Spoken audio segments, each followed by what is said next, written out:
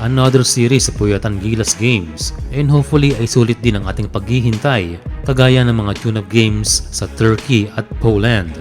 Well, bago ang mga games na yan ay nauna ang media day ng mga teams at makikita na kompleto in one picture ang ating national team. Puno ng kulitan pati ang paglipat ni Mason Amos sa Lasal ay na-capture din. Well, kung pwede lang papogian ng laban ay baka makarating tayo sa Olympics. Pero ang reality ay kailangan nating pagsumikapan at humarap sa malalakas na teams sa Europa. Sa mga Latvian media, iniisip nila na mas nakapokus tayo sa Asian Tournament o particular sa Asia Cup for improvement at hindi sobrang umaasang papasok sa Olympics. Well, may punto rin naman na sa 2028 Olympics pa ang ating target at kasama si Benny Boatwright. Pero nandun na rin tayo, mas mainam na ibigay na lamang ang best and possibly win games at nakadepende yan sa atin.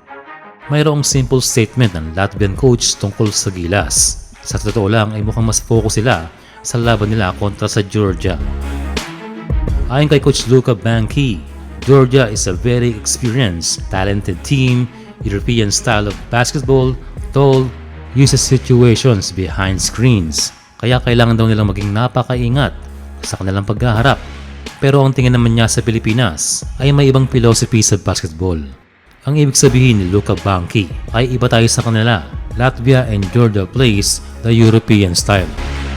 Di ganong mag-adjust itong Latvia and instead ay lalaroin nila ang kanilang estilo at hindi sila nakapokus sa mga kalaban kundi sa kanilang laro.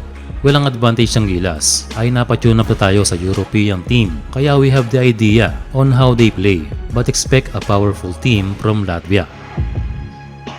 Mas mainam na mas maging less pressure tayo. Sabi nga nila tayo ang underdog and let's think that there is nothing to lose. Kaya laro lang at tataas pa nga ang kumpiyansa at ibigay na lamang ang pressure sa Latvia. Nagkaroon din ng dalawang tune-up ang Latvia. Ito'y sa pagitan ng Egypt at Finland na kung saan ay tinalo sila. Kaya bilog ang bola and still Latvia is beatable. Para matalo natin ang Latvia ay we must be efficient in all areas. May laban tayo sa rebounding pero kailangan masolusyonan ang mga turnover and syempre better defense sa perimeter na kung saan ang favorite spot ng mga European teams. Basta enjoyin lang ng Gilas, minsan yung mga hindi inaasahang team ay sila pa ang nananalo.